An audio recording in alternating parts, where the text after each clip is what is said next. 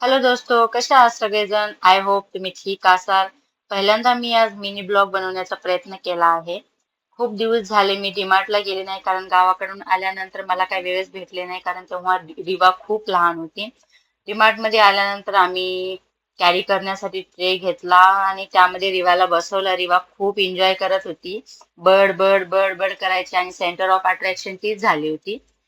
थोडं थोडं थोडं करत गरजेच्या वस्तू घेतल्या आम्ही आणि अनपेक्षितपणे राहुलने माझा व्हिडिओ बनवला. तो खूप छान आला कारण रिवा त्यामध्ये खूप बडबड करत होती.